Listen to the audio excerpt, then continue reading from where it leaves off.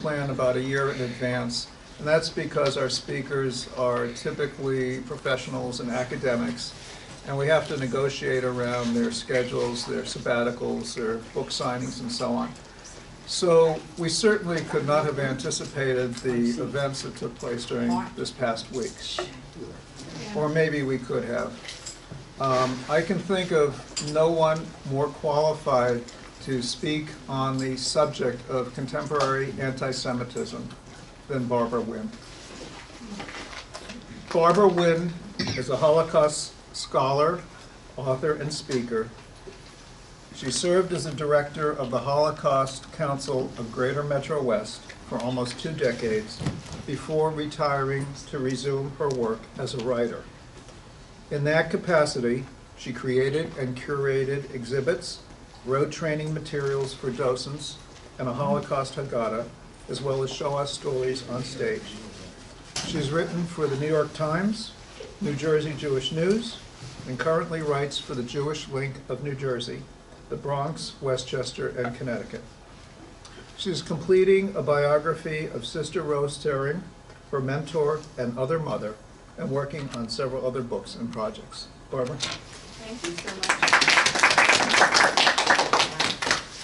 Thank you, Henry, for inviting me. It's an honor to be here. Thank you, Esther Berg, my colleague of almost 20 years, for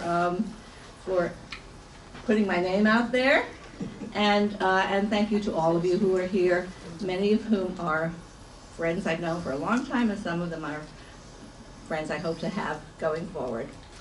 So, anti-Semitism, I know that you know that it's there. This is some information from databases, from graphs that certain organizations did from studies on anti-Semitism. Unfortunately, they quickly go out of date, and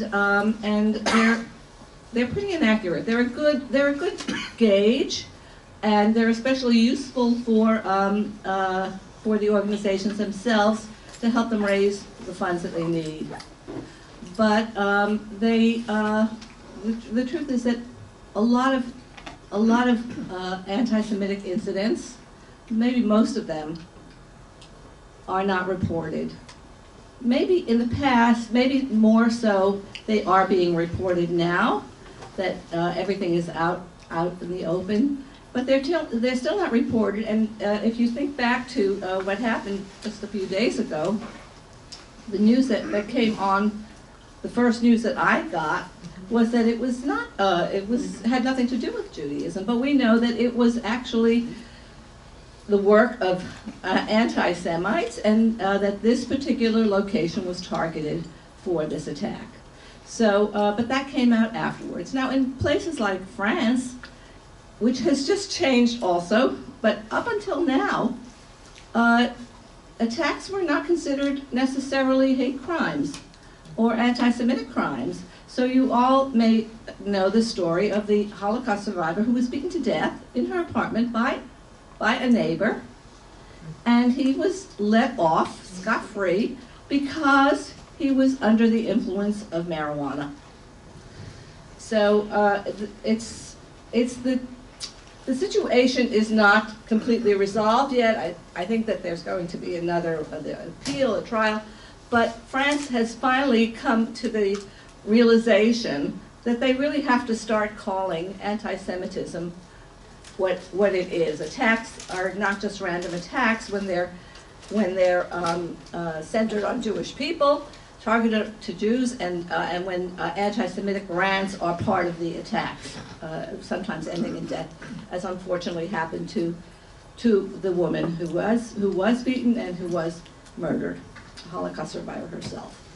So let's go to the next slide, and I want to thank Danielle for helping me with this, and I hope that I can just do this, but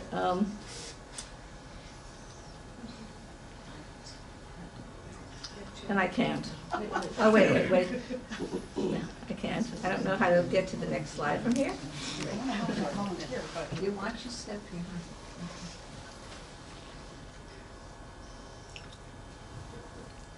And I've prepared the slide presentation, something that I don't necessarily do. Yes?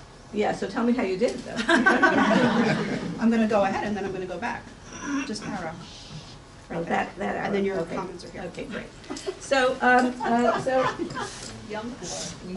so it's anti-Semitism is what we've been calling for the last at least 20 years, at least since I was part of the Holocaust Council. A plague, a virus without a cure. It's in pandemic proportions now. But in a way, it's got a long history, and I think it's important for us to know to know exactly how we got there and what we can in order to do something about it. Because, as they say, you don't know where you are if you don't know where you've been. So this photo, this picture over here is. Bear with me, please, because I'm a dinosaur when it comes to technology.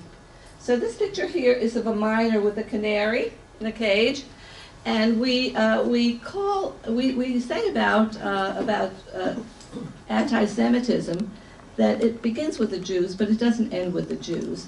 And just as the canary, as miners would take canaries down to the coal mines because the canary would die if there were gas fumes, and that's when they knew they had to surface quickly.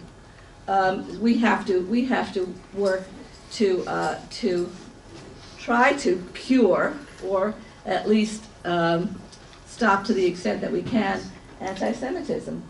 So Natan Sharansky, who just, well, you all know who he is, I'm sure. He's just won the Genesis Prize, a $1 million prize for his courage and his genius. He said that there are three D's of anti-Semitism. There's delegitimization. I think I spelled that wrong. I did. And there's demonization, and there's a double standard. So by delegitimization, we're talking basically about Israel, about the Jews' right to having Israel, and about all of the resolutions, all of the legal attacks that are taking place against Israel. The demonization, well, Jews have always been demonized in a sense since the very beginning, because, you know, humanity lived in a very paganistic culture where idols were the gods, and people really believed in them. It was a kind of magical thinking, and Abraham was the first monotheist, except for Akhenaten, the pharaoh, who didn't last long because, you know, after his death they threw out monotheism because it didn't jive with their institutionalized priesthood and the idolatry worship that was part of Egypt. But now Jews throughout the history have been demonized because they're worshiping something that has no image. So they must be heathens. They must be magical. They must be in league with the devil or the dark forces.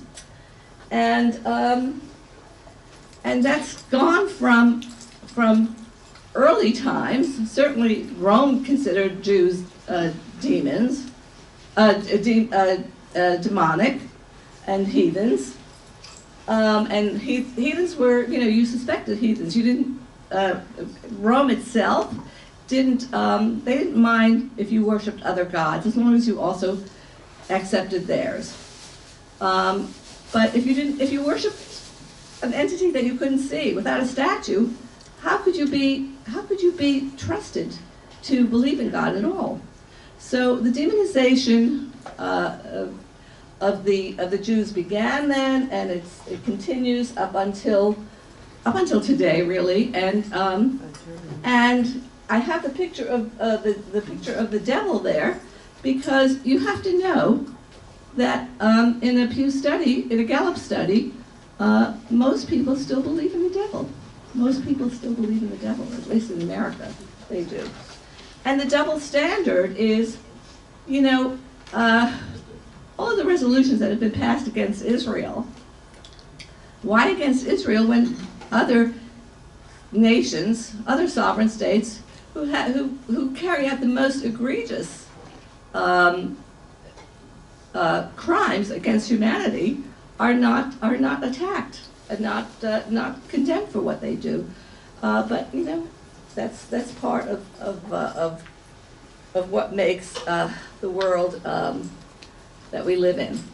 So a simple equation is, and this is something that you all know, I'm sure, but this is something that needs repeating, that anti-Judaism is the same as anti-Zionism, is the same as anti-Semitism. So the church will say, and has said, a cardinal, in fact, at Seton Hall said, well, the Holocaust really was not about anti-Semitism, it was about anti-Judaism. Well, really? You know, how do you draw the line? Yes, you can say that that the Arabs are Semites too, but the Arabs were not collected and deported and abused and sent to concentration and death camps. So it was about Judaism. And anti-Zionism, you know, there are people, many of them Jews, who feel that that Israel is a failed state. It hasn't lived up to the highest standards of justice for all, and therefore it has no right to exist. But they don't, you know, they don't. At the same time, going back to the double standard, they don't say that other states who haven't lived up to it, and we'll take Vatican City, one of the smallest states in the world, which is a sovereign state, as an example. Nobody is saying, oh, we've got to delegitimize Vatican City or any of the states that have tremendous human rights abuses. And they are all about anti-Semitism. So we know that, but the world refuses to acknowledge and accept that. So I want to talk about conflation, equating Nazism, and you know, it's so irrational. There's no rationality to anti-Semitism. It's a totally irrational mindset, but it goes along with the theory of the scapegoat. It's always easy to blame the dog for eating the homework, or to blame someone else for something that one has done. So you see posters that Nazism equals Zionism equals Nazi, and they call it Nazionism, or you know, or again the Jews wanting to take over the world, and again the Jew with a non-human face, or a face that combines animal characteristics with human characteristics. And Israel, your days, you know, the warnings from protesters, Israel, your days are numbered. For world peace, Israel must be destroyed. As though the Arabs who are protesting and claiming that Israel is the cause of all the dissension in the world have peace among themselves. They don't even have peace among themselves. But it's easy to blame someone else, right? So, again, more of these protests. Anti-Semitism equals violences. It's absurd, but that's how it is. And then there are the signs of hopes. This tolerance sign that's also part of the protests that are against the most vile aspects of anti-Semitism in this. So we'll go to the next one, and I'll say that that we're living in what Dickens called the best of times and the worst of times. We have the realized dreams. It's really quite a miracle that Israel came into existence, that it was voted into existence by the United Nations, and where success has just been every single day. There's another, I get another email about another piece of research that is going to help the world. This is coming from Israel, and we're witnesses to a miracle. We have the American dream of where Jews were not admitted to colleges in just a couple of generations ago, and to hotels, and to areas, residential areas, and to businesses. We have two Jews who are running for president, Bernie Sanders and Michael Bloomberg. And we have a president who has Jewish grandchildren. And we have the nightmare, the Charlottesville, the Tree of Life, Poway. And when I did this slide, Jersey City had not yet happened. So we have to kind of remember the balance that we've created. So not we created, that has come about. Again, a miracle. So here's a picture of Hartford College at Oxford. And I show this because I was at Hartford College in 2015 as part of ISGAP, and I left some envelopes on the seats about ISGAP. So ISGAP was founded to combat anti-Semitism by teaching college professors about anti-Semitism. And those of you in Ohab Shalom, or those of you who are not in Ohab Shalom, certainly know about Sister Rose Daring. And Sister Rose Daring always said, when you teach a teacher, you teach thousands of students. And this is in fact what ISGAP does at Hartford. It's two weeks of very intensive study. I was the outlier. I'm not a college professor, but I was invited to participate in this conference.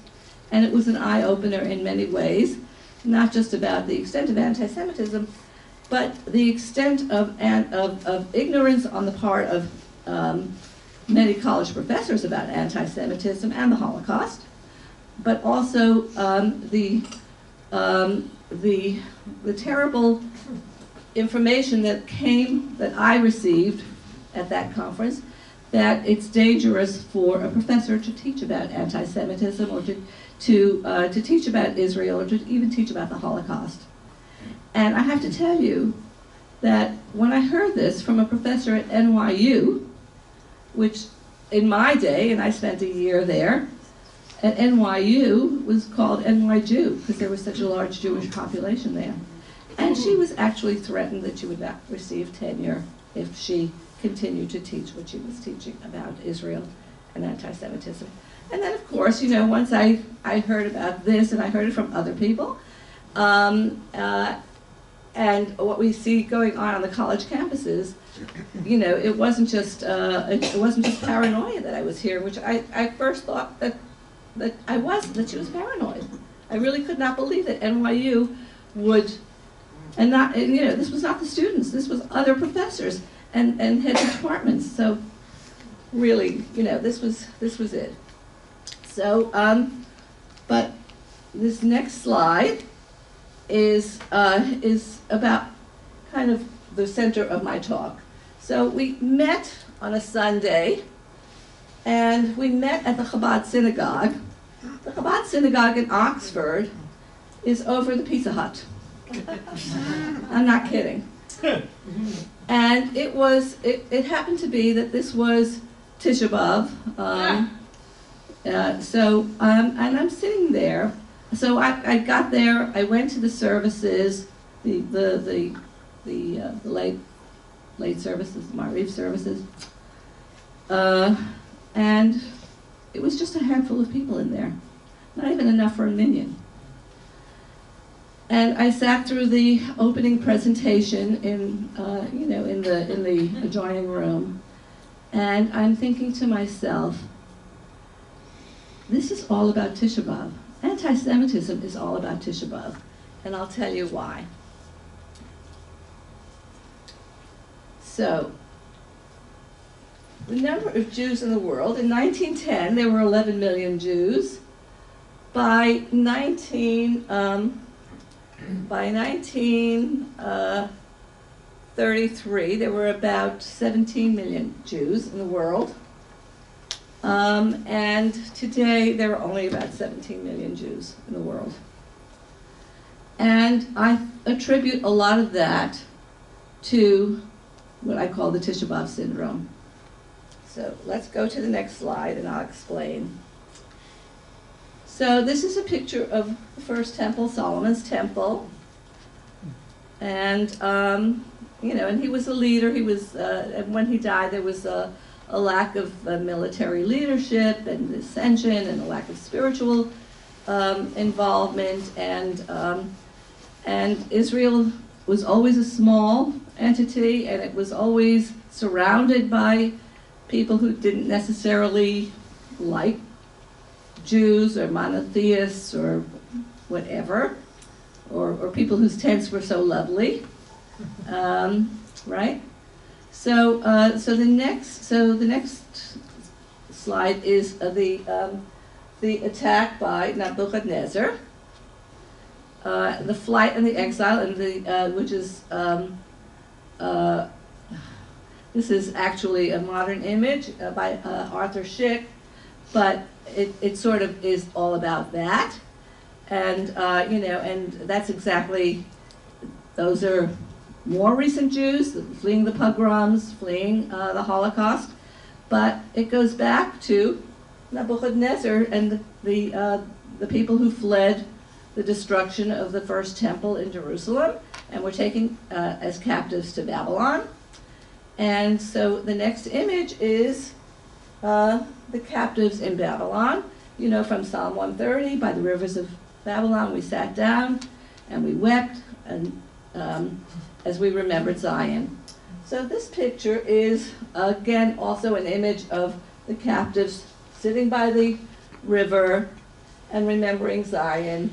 And we have the older man, and he's so depressed looking. And we have the younger man and his wife with a baby, and they're concerned. And then we have this young woman, and she's wondering about the future. You know, he's the older man, maybe his son, hoping to go back to Jerusalem. The wife with the baby, wondering if it's safe, because they, babies and women, and they were all attacked and killed. And the younger woman, whose life lays ahead of her, what should she do? Should she go back? Should she dream about going back to Jerusalem? Should she pray that, if she forgets Jerusalem, that her right hand will wither? She doesn't know, because life in Babylon is pretty good. It's a beautiful city. It was one of the wonders of the world, the Hanging Gardens of Babylon. It was a metropolis. Jews managed there. It had big markets. Jews managed there. So how many Jews went back? Well, not all the Jews went back. When Cyrus ordered when Nebuchadnezzar was defeated, and Cyrus ordered the exile to return and rebuild the temple, they didn't all go back. Many of them stayed. Some of them didn't go back for good reasons. And we think about that today, because when we think about when the Russian Jews were able to come to Israel and to America, as some of them did, not all of them came, because you didn't come if you had a child in an institution. You didn't come, or another loved one in an institution, or unable to travel. You didn't come if you were elderly and fearful, had lived through the Holocaust, had lived through pogroms. You didn't set out to a new land necessarily, because especially a land that had been at war so many times. And you didn't set out for a land if you didn't have feelings about being Jewish, wanting to return to Judaism, to return and practice Judaism. And you didn't return if you were caring for an elderly person or an infirm person. So, always people got left behind, and with that leaving behind or staying behind, there was intermarriage, and so the Jewish population has dwindled throughout the years, until we still are not, 75 years after the end of the Holocaust, coming up in 2020, we're still not at the level of population that we were at the beginning of the Holocaust of Jews. So that's the state of affairs. But the Second Temple was rebuilt because there were always Jews who wanted to go back and rebuild it. They rebuilt the Second Temple, and it was even bigger and it was even grander. But then what happened, as you well know, Rome rose in power, and it destroyed Jerusalem, and it carried out a complete destruction of the city, and it took the captives to Rome, and it took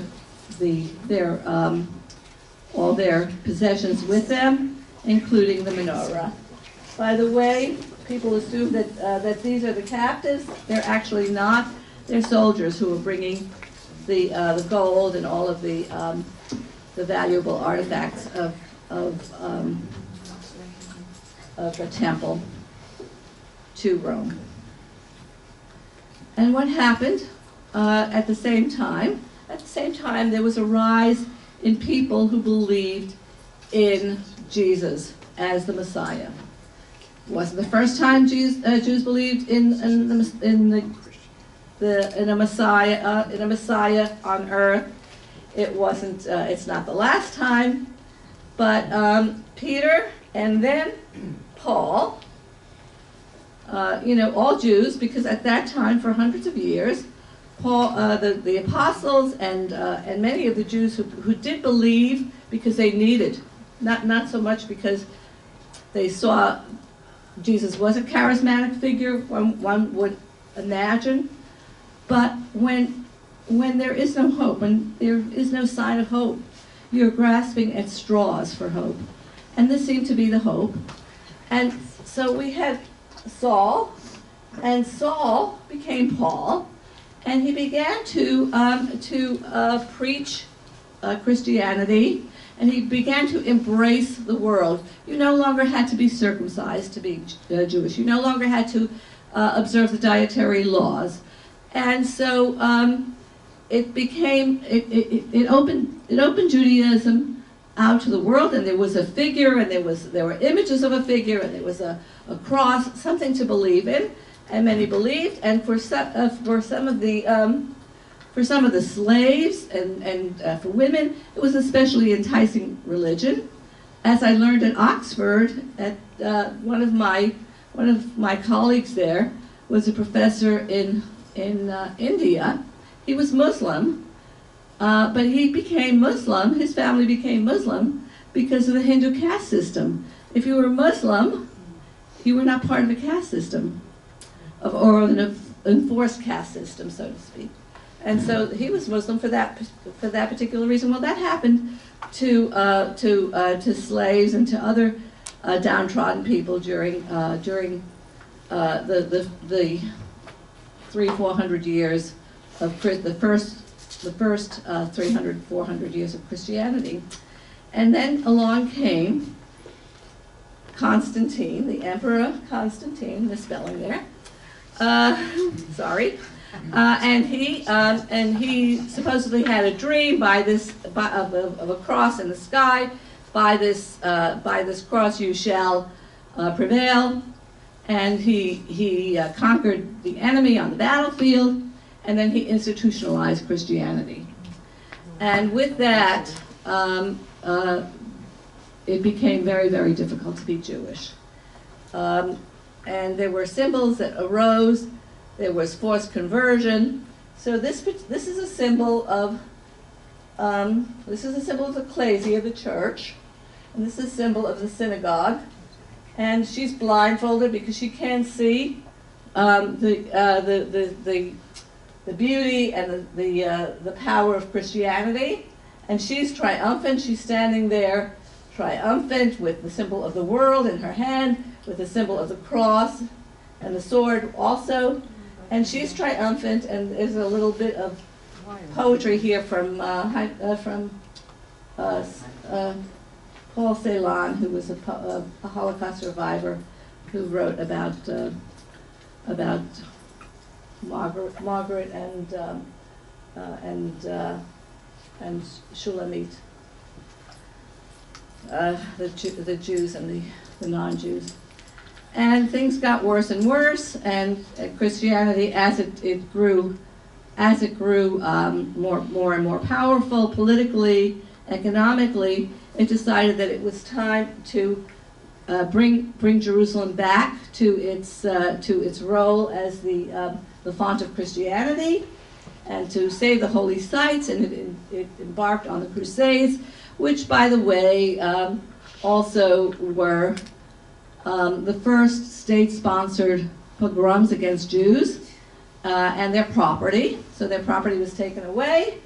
They were murdered and killed. And even though the church didn't necessarily sponsor this, was against it, the church and some bishops, it still prevailed because individual rulers saw this as an opportunity to not only get to heaven, but also to wax rich. And so there was that. Of course, they were stopped by Saladin, and so that was several hundred years of terrible time for the Jews. There were exiles, there were expulsions, the Jews spread. But you know that every time there is an incident, you lose members of the community who either don't want to have children, or don't want to raise children to be Jewish, or don't want to marry Jews, and that wound up taking its toll until today. So part of Christianity and part of their reason to continue the outrages against the Jews is the blood libel. And the blood libel was the idea that Jews would sacrifice they would sacrifice a Jewish child, and they would use that blood in the preparation of matzah. A Christian child in the preparation of matzah. It was based on the idea that, of the Akedah, that, if Abraham was willing to sacrifice his own son, then obviously Jews were willing to sacrifice a child for God, and this would be a Christian child, and so that continues again up until today in the Arab world. They have taken and conflated this whole idea of the blood libel, and it's just, as I say here, a lie that will not die. And that, of course, at the time that it was happening and after that, there were expulsions of Jews. They moved from place to place. You know that when you make a move, first of all, you know that a move is a very traumatic event in your life. It's, in fact, next to a death in the family, it's the most traumatic event. And even if the move is to a better situation, it's a very traumatic, emotionally traumatic. And you also know that in a move, things get lost, things get left behind, things get lost. And Judaism was one of the victims in all of the moves that people made. So they moved from the first exile, they moved around, and they were in France, they were in England, but every time something happened, they were invited to leave, and there were Talmud burnings, because the church's biggest fear was of heresy, and they didn't want anything that might in any way question the validity of Christianity. And they didn't want anybody who could argue for Judaism rather than Christianity. So there was the Talmud burning, and if you know about the Holocaust, you know that Jewish books and books by non-patriotic as defined by the Nazis were also collected and burned in bonfires, and they were joyous events. In 1492, the Jews who had been living in Spain and then eventually in Portugal were expelled from there. And again, they had to flee into exile. And so we have images of them fleeing. We have this image over here of a woman being converted to Christianity, a Jewish woman being converted to Christianity by a priest, because not everybody wanted to flee. Because when you fled you didn't flee with any of your personal possessions. But worse than that, if you had children, the children became property of the state. So how many people would leave their children behind to flee at a time when travel was very, very dangerous and difficult and expensive? People stayed behind and they converted. This last picture is actually of Jews in Spain today, because, as you know, Spain has invited Jews to come back and regain their citizenship, and people are doing it, you know, again, for many reasons, and it's curious. Where did they flee? The Jews they fled to the New World, and especially to Recife in Brazil, and they established themselves. And from Recife, they came to New Amsterdam, and those were the first Jews in America. They also fled to the west, I guess, with the conquistadors, and the Inquisition, which followed the expulsion, was still in existence in the 1800s in the west of the United States. Can you believe that? I mean, it's truly amazing. So after that, we have the Enlightenment, and in the Enlightenment, we also had a loss of Jews, and I'll take Moses Mendelssohn for example. You know, he was the rabbi. He was a genius. He was a rabbi, and he brought Reform Judaism into being. He translated the Bible into German, the Hebrew Bible into German, and felt that the time had come for Jews to come out of superstition and to lead a more evolved life. Well, most of his children converted, and his grandson, Felix Mendelssohn, during the Holocaust, his music was not played. The Nazis did not allow for them to play his music. So he was still considered a Jew, even though he was baptized at birth. And then after that, we're doing a quick survey of history, World War I. And at the time of the First World War, it was a time of tremendous social changes, with communism rising, socialism rising, and most especially the dissolution of three empires. So that had an effect. It still has an effect on the world today. So the Ottoman Empire which really led, in a sense, to the creation of Judaism, because the British had the mandate over Palestine. As a result. Over Israel, sorry. Well, then no, it was then Palestine. It was the creation of Judaism. Oh, the creation of, no, I'm sorry, thank you. Yes, the creation of Israel, but it was, yeah. And of course, throughout all this, propaganda continued, because who was responsible for Judaism, for communism, and for socialism, and for trade unionism? It was the Jews, and in fact it was the Jews to a very large extent, although Engels was not a Jew, he was a Protestant. And without him, I don't think that Marx would have been able to publish the Communist Manifesto, because Engels came from a very wealthy family and supported Karl Marx. And besides that,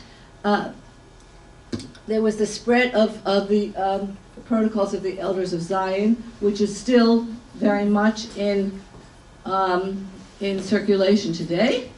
In fact, you can download it from the internet, and it really, the theory was that the Jews gather at a specific place once a year, the Jewish leaders, and they decide they make the plan for the rest, for what the world is going to look like, because they want to overtake the whole world. So that has followed us right through until today, as has the propaganda of the Judensau. The Judensau is the Jewish swine, an epithet that was used throughout the Holocaust, but also it's not a race, because this figure, this is a bas-relief figure that was it was on many cathedrals. It's still on cathedrals. It's still on cathedrals, and what it does is it shows that Jews they worship the pig. They're less than human, essentially, because what is lower than a pig? Curiously enough, Germans love marzipan, and the marzipan pig is a favorite Christmas goodie. And the propaganda spread especially during the First World War, and people were more literate, so it spread in a way that I think was similar to the current day phenomenon of the internet, but that was huge then. And because they used propaganda, and the British were saying that the Germans were cannibals and eating children in lands that they in the populations that they conquered, when things started going bad for Jews and for others in the 1930s, people said, "Oh, it's just propaganda. Don't believe it." Fake news is what some people are calling it today. But it was fake news at the time, and it's still fake news today. And it was certainly fake news during Hitler, who had he and Goebbels had an iron hold on propaganda, and it allowed them to build what were the 42,500 ghettos, labor and death camps in the Nazi Empire. And then Hitler did something really terrible that has affected the world today. He met with the Mufti. He gave him an office in Berlin. He gave him staff. And from Berlin, the Mufti did broadcast, radio broadcast. They didn't have the internet. They didn't have television, but they had radio. And they did radio broadcasts throughout the world, telling the Muslims that if the imperialists, that is the Allied forces, if they prevailed, that they would not allow them to practice Islam. It was not even in the realm of Allied thinking. They didn't care what religion the Muslims practiced, the Arabs practiced, but that was the propaganda that was spread, and it's still contained and it's still used in some form or another. So broadcasting anti-Semitism was something that the Mufti did that has a tremendous effect. The other thing that he did was he created an army of Bosnian SS to fight in 1943.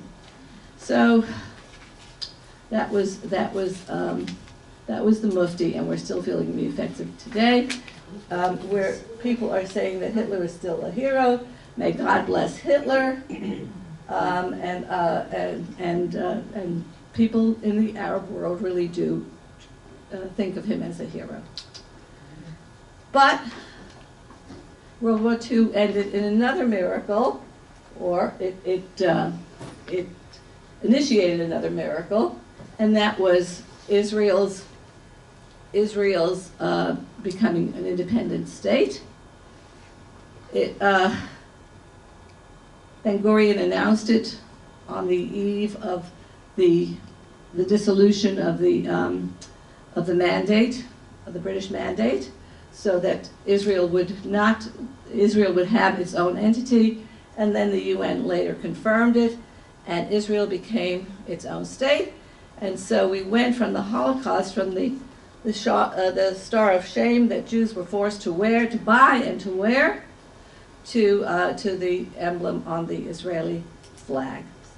And you know about all the wonders that Israel has created ever since.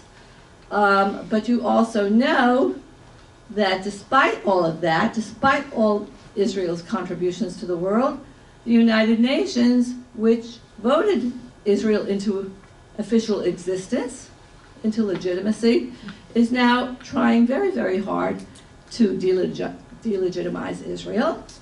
And they did so especially in Durban, South Africa, when they declared that Zionism is racism, which has stuck. You've heard it a million times, but it was not spoken about before Durban, and that was very recent. That was in 2001, I believe.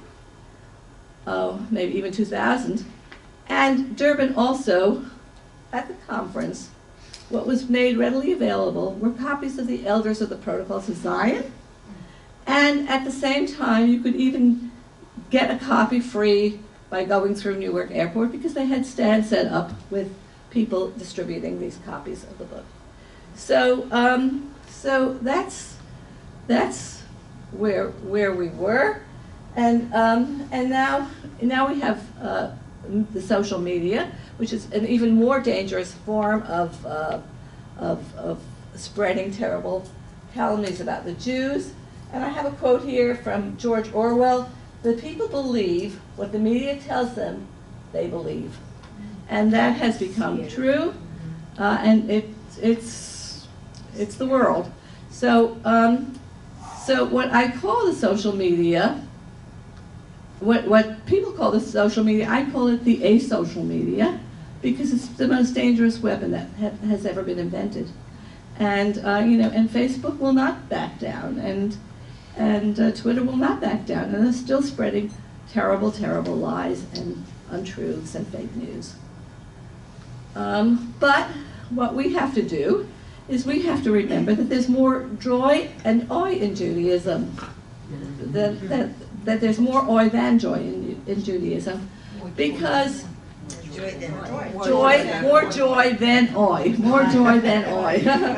because we wouldn't be around if there weren't joy in Judaism. People wouldn't opt to remain Jewish if there wasn't more joy in Judaism, if there wasn't a reason to it. My daughter, one of my daughters, who sends her kids to the Charles E. Smith School in Rockville, Maryland, was doing some calculations and discovered that for her family, her husband and 2 children, it cost them $86,000 to be Jewish last year.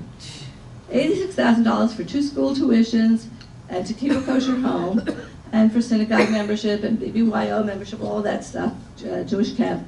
So why would people be Jewish?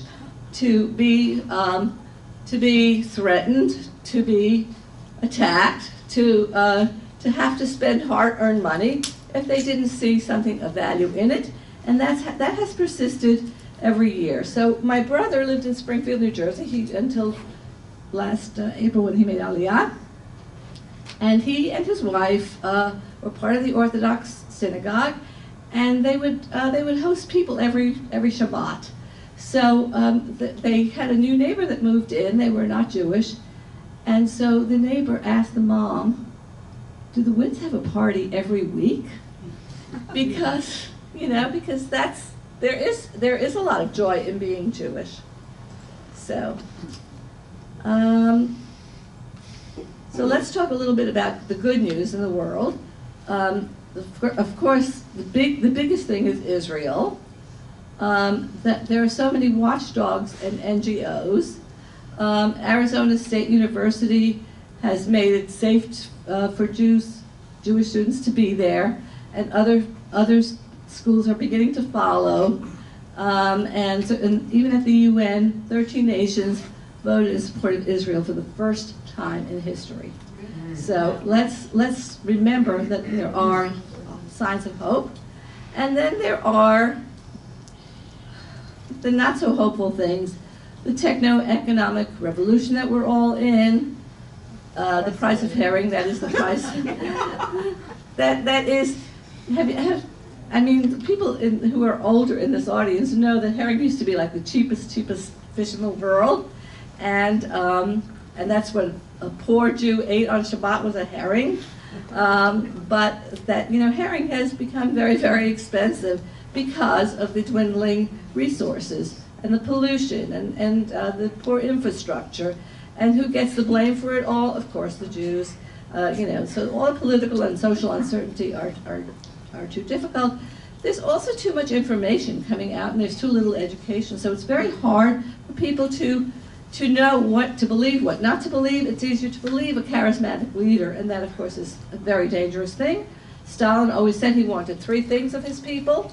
He wanted them to be poor, he wanted them to be uneducated, and he wanted them to be afraid. And, because when you have people who are just eking out a living, hoping, for the next meal, and uneducated, illiterate, and afraid, you can do anything that you want with them. And that's the goal of many leaders in the world today. And of course, we have the scandals in our own community, the Madoff, Weinstein, Epstein, Sackler, Netanyahu scandals. We have the Pandora's box that was opened after Charlottesville, when you all know about that. I know, I don't have to go into that. There's the intersectionality, where when people of color, minority rights, women's rights, gay rights, they all interconnect. And who is left out? The Jew, because the Jew is not considered a minority, even though in America they're less than 2%, and in the world they're even less than 2%. They're still not considered. They're still considered a powerful section. And as one friend said to me, when did Jews become white? Because I'm sure in the memory of some of you in the audience, you saw signs, no Jews are colored allowed, right? In places in the South or upstate New York or New Hampshire. And then religion, the diverse forces in religion, using religion for political purposes. On the other hand, we have the demographics. We have the marrying out of Jews. Jared Kushner, his brother Josh, Mark Levinsky, married to Chelsea Clinton, and also of the economic titans, Zuckerberg marrying Priscilla, and Sergey Brin, whose first wife was Jewish or partially Jewish, and his second wife is not. So, and of course now we have Hunter Biden in the news, married to Melissa Cohen. And I think I heard that they're expecting a baby now. So the question is, will the baby be raised Jewish? I don't know. I doubt it. Or how Jewish? We don't know. So how do we counter anti-Semitism? The next slide will be a photo of Yale University. And get the whole, well, that's the symbol of Yale University. So some years ago, somebody named Charles Small convened at Yale University the initiative for the study of anti-Semitism, and brought scholars from all over the world to speak about anti-Semitism. And I went there to speak at a conference. I'm sitting in the audience and I'm hearing stuff, and I'm saying to myself, Yale is not going to keep this going. They're going to shut this down. And sure enough, within a year, they had shut it down. But what did Charles Small do? And here is a picture of Charles Small. He went on, he founded ISGAP, which is the Institute for the Study of Global Anti-Semitism and Policy. And I have a picture of him because I like him, but also because he's a hero. He's really a Jewish hero of our time. He's born in Montreal. You can see he's a very handsome man. He can't get married because every time he falls in love with somebody, they don't want to marry. They don't want to be married to him. He was telling me with another group of people last June that he'd been dating a lovely woman, and he spoke somewhere, I don't remember, because he speaks all over the world, and This was in the United States. He was so attacked there that on the way home in the car, she was physically sick, and she said, "I can't do this. I can't do this." So this is what he's dedicating himself to doing. He's hoping to get married. He's hoping to have children, but you know, he's really it's a rough road that he's undertaken. He goes all over the world to do that.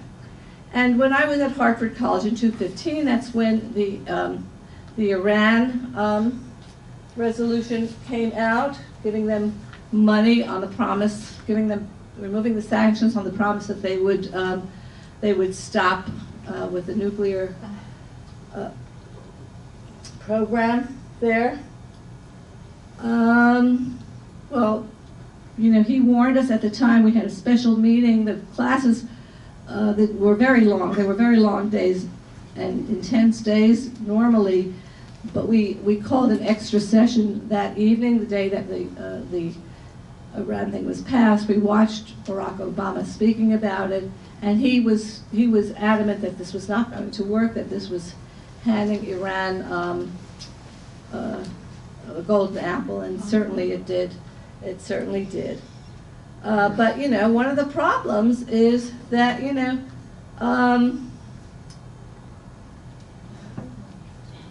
the world, it's the market. The market speaks, and the world wanted the sanctions to be lifted because the Muslim world is a huge market.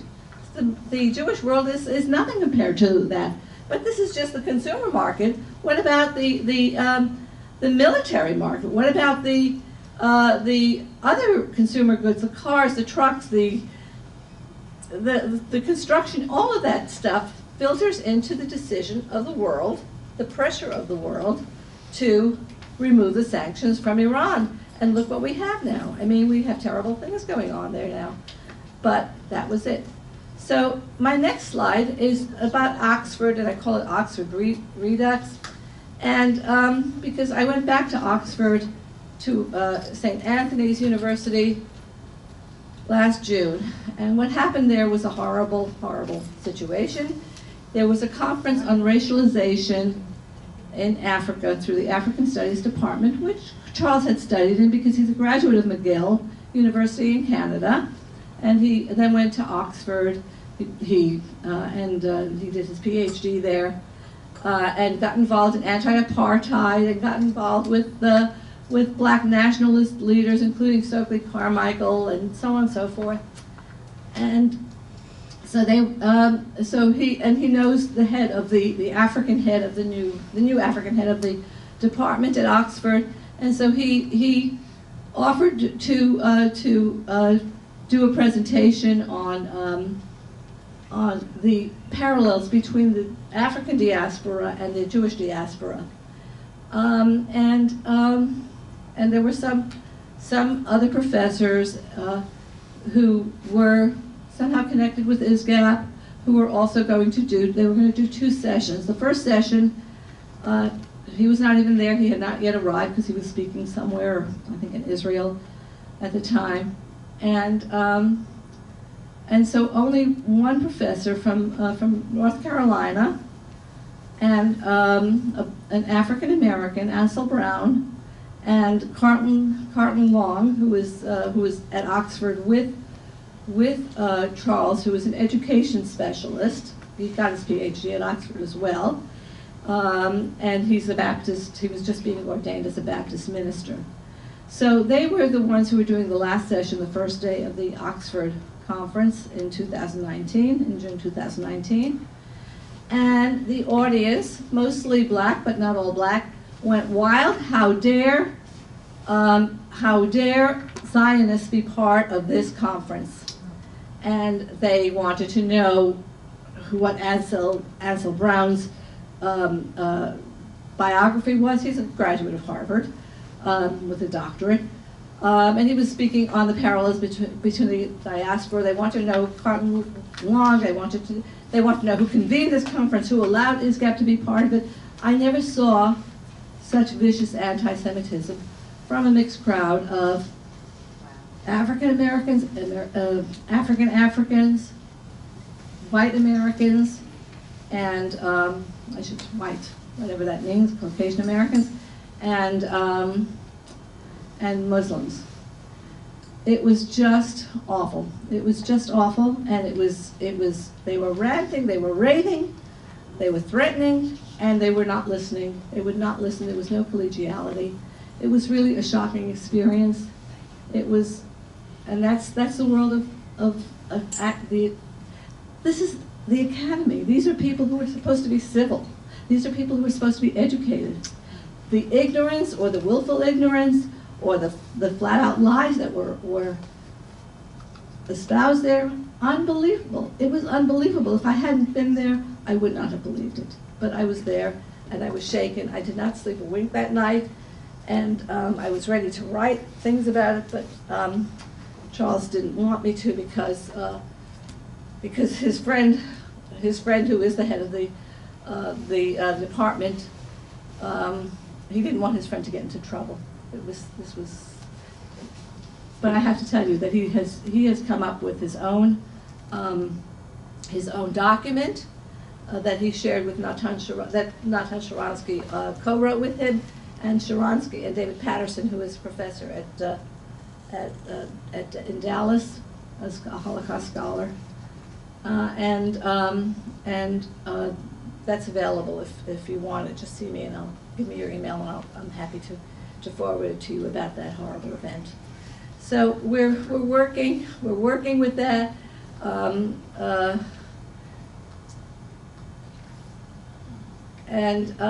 just come to the end of my talk because I know it's late.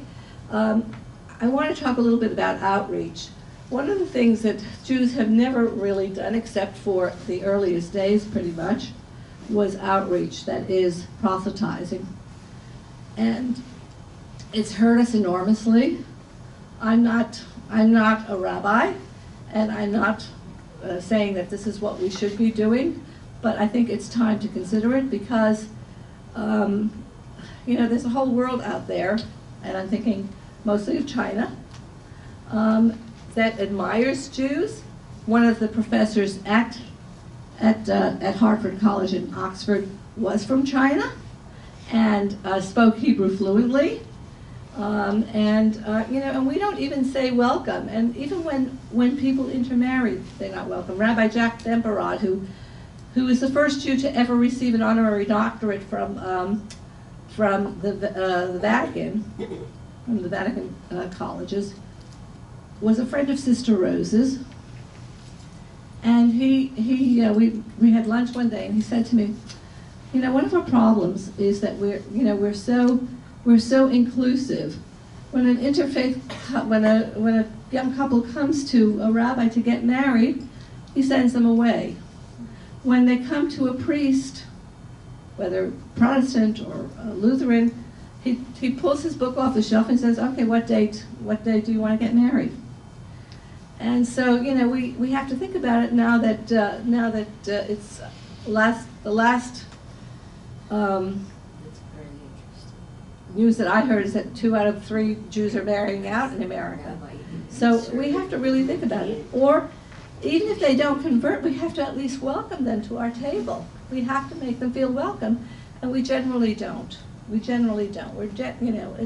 it's a problem, and I think it's the time has come for us to as Jews to reconsider it. And then there's multiplication. We have to remember, the first commandment was to be fruitful and to multiply. But how many children has anybody in this audience had? Has anybody had more than 5 children in this audience? Raise your hands if you have. 1. I know. Hi. But that's it. 1 in this audience. And this audience could be 3 times as big, and he would still be only one with 5 children, unless there were Hasidic Jews in the mix. When we had our 4th child, people thought we were crazy.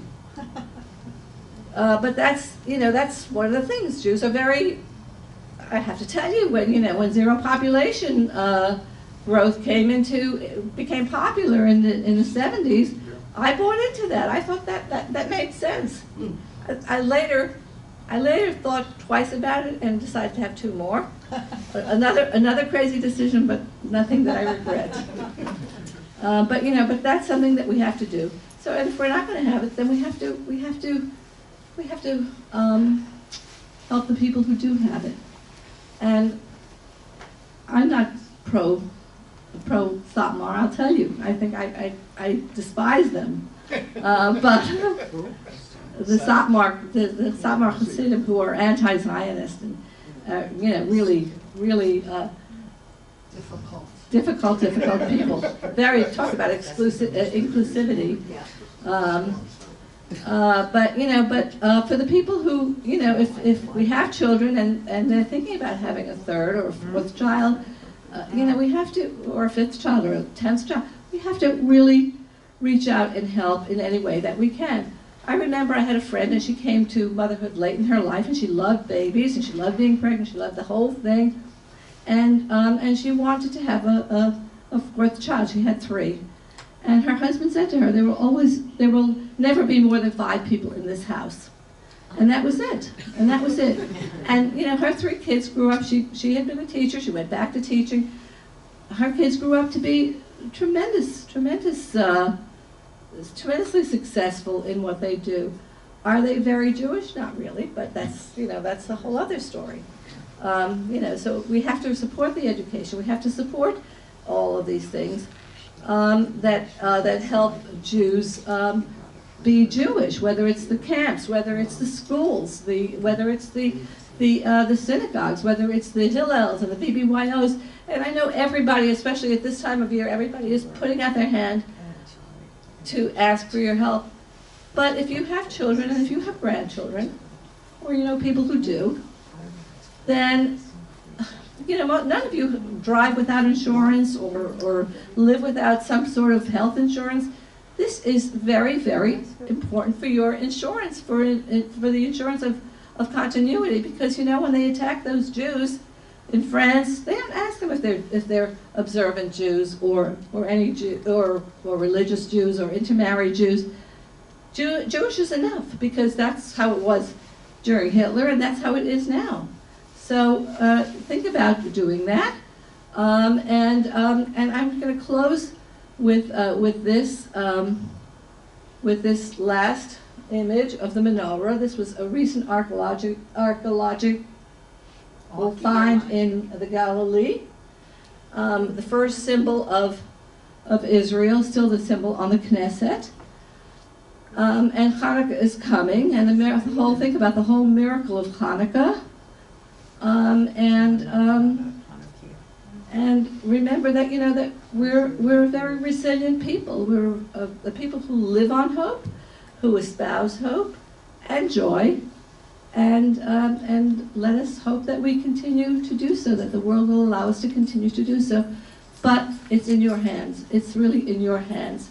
So when somebody reaches out, give what you can, because it makes a difference. And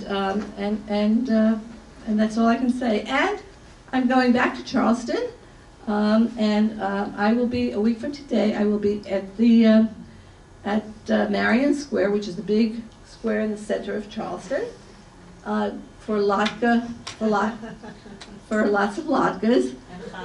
So the Jewish community is today making the latkes and freezing them to reheat them next week, and they're going to be latkes for everyone. So if you want to join me, please do. Thank you very much.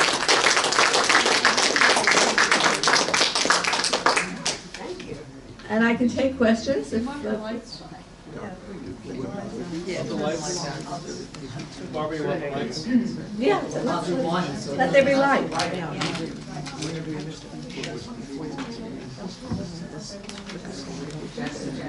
I want to give a shout out to Cantor Ricky, because I will never forget the times that we were together with Rose in the hospital, and she was singing to Rose to cheer her up, and without Rose I would not be here. So she's the one who pushed me into doing the work that I do. So Sister Rose a famously, blessed memory. we were sitting in the ICU, and you know kind of the nature of the layout there, and she wanted me to. I wanted to sing to her. She wanted that for her comfort too. And so I go to close the door, because after all, we're in an ICU, right? And she asked me to see Yerushalayim Shel Zahav. Delighted to do that. I go to close the door. She says, no, leave it open. They should all hear it. That was Rose. That was Sister Rose. You know, she never missed a teaching moment, right? No, but yeah. You didn't speak enough, I don't think, about anti-Semitism on American campuses, universities. And my son has 2 children of college age. He spent literally weeks researching where a safe place for them would be. And by the way, one of them is Seton Hall. Oh, really? Yes. Yeah. So that's, Well, I can tell you that the Catholic colleges are doing tremendous work. I mean, you know, there's still a lot of problems with Catholicism and Judaism, but they are doing tremendous work in Holocaust remembrance, more so than many of the other colleges. It's an issue, but it's an issue that's finally being resolved. So there was one young woman who just sued the NYU for so that's it is being resolved. Tempe, Arizona State University, has offered protection for the Jews. McGill University, which wanted to out someone who was running for student office because she was going to go to Israel on one of those free trips. You know, they've rescinded on that. And you know, once the lawsuits start happening, that's a problem. But you know, when I talked about giving, and by the way, I left on the chairs ISGAP. Some are back here also. Yeah. So ISGAP. I mean, that's the work of ISGAP. As I said before, Rose said, when you teach a teacher, you teach thousands of students. And that was one thing that we always did at the Holocaust Council, you know, the idea of going into schools and of bringing teachers and of sending them, of creating scholarships for them to go to Holocaust sites and really learn about the Holocaust. That's crucial. So ISGAP is doing that, but the schools themselves are doing that. And so when you're giving to Hillel, which is hugely important, you're giving to BBYO so that when they're in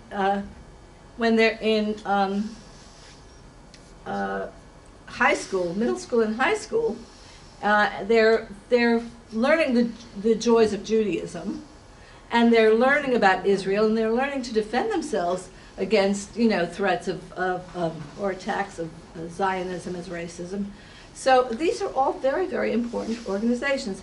The Southern Poverty Law Center, they don't need your help. They've got more money than they know what to do with, or that they want to do something with. The same with the ADL, especially since the Tree of Life incidents. But some of these other organizations are desperate for funding, and they make a huge difference. So you have to do that. But the other part of that is that if you're giving to your alma mater, and there's been an anti-Semitic incident, write to them and say, I will not give you another penny if you do not do something about this. Because, you know, it's easy, you know, if you get a call, it's easier to say yes than it is to say no. But if you don't, you know, money talks. Money talks, so you have to do that. I'm going to take your question. Yes, when I was at Columbia in the 1960s, there was almost a virtual ban of political activity on the campus. There were people outside the gates that could set up stands. Recently, the press, I think JTA, shown that this has moved inside the campus on the steps of Low Library.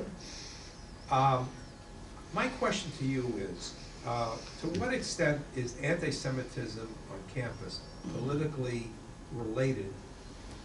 I wouldn't say motivated, but politically related and should be restricted on political basis, not on religious basis.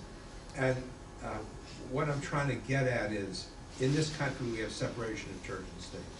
First Amendment says that the Congress shall not pass a law recognizing religion, nor shall it restrict it. Yeah. So, going in that direction, would you say that the anti-Zionism movement is more political than it is anti-Semitic? It's absolutely, it's both. You can't separate them. It's what that slide that I said, that anti-Zionism equals anti-Semitism. That's true, because it's the anti-Zionism is the same person who's anti-Zionist is the person who's going to attack a Jew on the street, unless that person is a Jew. No, Because the Jews, there are plenty of Jews who are anti-Zionist. And not, you're making the case saying that it's anti-Semitism, it's religious based. I'm asking you, is it politically based? Nazism was a political party. Bolshevism in Russia was a political party. There were Mensheviks who were socialists that were much more moderate. Zionism is a political entity. It's not a Jewish. It's not a religious entity. But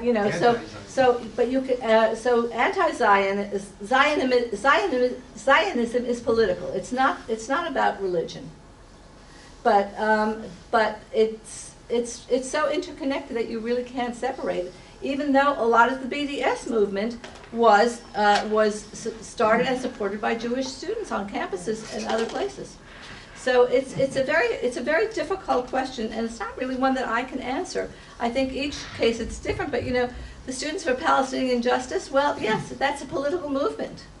That's a political movement, you can argue. So should it be banned? Well, I don't know if it should be banned, but it should not be. Or discouraged, because it should be discouraged because I mean, look. I don't know. I don't know. I can tell you that when an audience of academics at a conference in Oxford opts to refrain from giving their papers to create a petition against ISGAP and the university for allowing Zionists to speak, or Jews, not even Israelis, whatever you want to call that, to speak at this conference, that's a problem. That's a problem. So I don't know. I don't know. And there's not a clear definition. It's, I'm reminded when I was at Seton Hall for Cassidy, Cardinal Cassidy, who was the cardinal who was in charge of outreach to the Jews, came to Seton Hall just at the time that Edith Stein was canonized, and his argument was that canonization is a church something that the church is in control of, that that it has nothing to do with. And there was a journalist in the audience, and he asked a very interesting question. He said, the church is anti-Jew. The church, had a problem with anti-Judaism, but it was not about anti-Semitism. And so a journalist in the audience asked a question and said, would you call Edith Stein's being deported and murdered at Auschwitz a case of anti-Judaism or anti-Semitism? And the cardinal was stymied. He said, I don't know. He was stymied. At the same time, somebody in the audience, someone who was not Jewish, got up and said, Your Eminence, how is it that, when good things happen at the church, nobody, between Jews and Christians, nobody talks about it, but when terrible things happen, everybody talks about it. His first response, without thinking, was, well, the Jews control the media. This is the cardinal whose mission is to reach out to Jews. So what do you do with this? What do you do with this? I don't know. I don't know the answer to your question. I'm going to take Hank and then Ricky. Yeah, I was just going to say, as a corollary to that, would you mind commenting on the executive order that was signed this week? Yes, I'm very much in favor of it. I know that there's a lot of... the question is, would I comment on Trump's executive order Jews. And I would say, I don't want to get into politics, it's unfortunate that we have this man representing this country, but in terms of this resolution, I'm very much in favor of it because, it really will protect. It will be used to protect Jews. I mean, when you have an incident, literally on our doorstep, Jersey City is 15 minutes from here, 20 minutes from here, and it's not represented as an anti-Semitic crime, as a hate crime, then it's a problem. It's a problem. So let's call a spade, and let's make it illegal to do something like that. It's a problem that that it defines Jews as a race, but Jews are a minority, and whether we like it or not, we are seen as a race by the white supremacists. We're not considered white by the the blacks. We're not considered black. I don't know what we are. I mean, we're everything. We're everything. So why should we have to suffer? So that's my take on it. Ricky. I think that one of the questions that we're going to now be facing, though it is not new, we've already been talking about it, is who gets to define what versions of criticism of Israel are anti-Semitic. And I think as obviously a faithful Jew and Zionist, want to say that I have great issues with the way that the more right-wing elements in Israel, including those in the Israeli government, have chosen in the recent years to define anti-Zionist. And I think we as Americans need to be savvy. When an organization like New Israel Fund is defined as anti-Zionist, it is so. Really, I respectfully disagree. The new NIF does a million different things, and one could take issue with some, or perhaps you take issue with all of them. But I think it's this terror groups in Israel. Well, I disagree, but I don't want to derail our conversation here. You already are by bringing up what you're bringing up. Let's. So this is a good example, though, sir. That's exactly the question. I would say that there are organizations, there, NIF or J Street or others that are legitimate, that have their parallels within Israeli society as well. And I think we'll have to be very careful as American Jews not to let, any more than we would in America, in our government, agreement or disagreement with a particular government is not anti-Zionism. And regardless of who the government is. Right. And I think we'll have to be very careful. But you have to be very careful, you have to be very savvy, because the truth is that, that we know, that is, Jews can differentiate. The world does not, the world sees us as a whole. And we have to be aware of that. We have to be aware of that. As Rabbi Ornstein of blessed memory said, they know how much you spend on Israel bonds, that is the government, and it impacts how they vote. So, we do have to support Israel, because without Israel, we would not be where we are in the world. I'm saying all of these are expressions of support. Exactly. No, I understand. The people in Israel who obviously are split down the middle themselves. I'm just saying, I think we will have to be careful with a new decree that says that some version of anti-Zionist speech is anti-Semitic. We ourselves, who will be turned to by other Jews or by non-Jews, will have to be amongst those who, like we would in this country, in free debate and open discussion about our own government, would be very careful to say, being anti the government, the president of 2000, 2010, 2020, it wouldn't matter, being anti-policy or a particular president does not make you anti-American. And being taking issue with any particular Israeli government or policy, Israeli policy, just like the citizens of Israel, does not make you anti-Israel. And it can't be, we have to be, with this decree in place, we will have to be doubly savvy and outspoken that there is legitimate, there are caring, loving Zionist Jews who take positions all across the spectrum of politics, just as we do here. I agree, but I have to say that it's very important for students and for teachers and for the world the world itself to understand that the call in 1930s Poland was Jews to Palestine, Poland is for Poles. We're seeing that play out in Poland again today.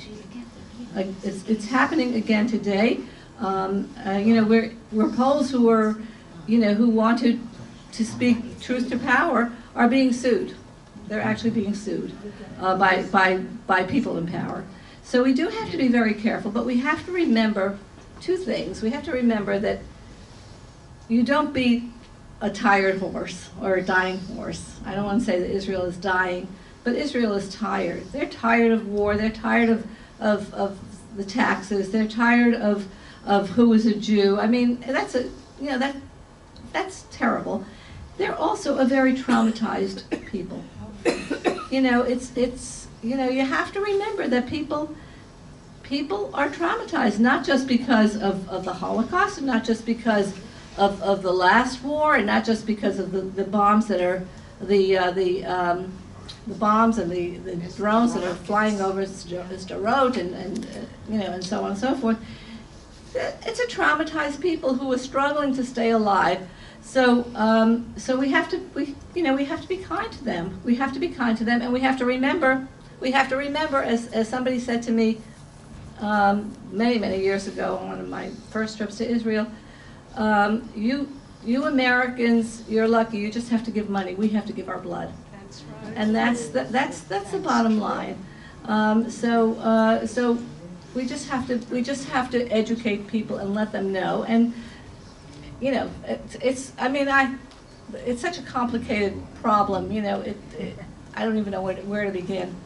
But thank you all so much. I know Norbert had one question. I want to answer that. And I also want to say that we have to be active. We have to speak out. Just as Ricky said, we have to be aware and active. When they did the opera about Klinghoffer at the Met, Oh, yes. I wanted to get a bus going to the Met to protest. The Federation was not We were for there. that, but Norbert and Gerda were among the very few people who came out to protest that. So, so if we don't protest for ourselves, you get an incident that doesn't affect Jews, and there are thousands and thousands and thousands of people coming out to protest. Why are there so few? Why it's easier not to do anything? Yeah, but look at the consequences. So thank you for that. Let me Well, honor your question. it's a comment. I don't know whether you want to comment rather than. Well, we'll take the comments offline, so to speak. But thank you all so very much. Thank you again, Hank, for inviting me, and Esther, and all of you for coming out. And I'm here to speak and take comments, and maybe if I can answer questions. And all I would say is continue looking at the review, and hopefully we'll see you at the next Lifelong Learning presentation in March. Thank you, Barbara.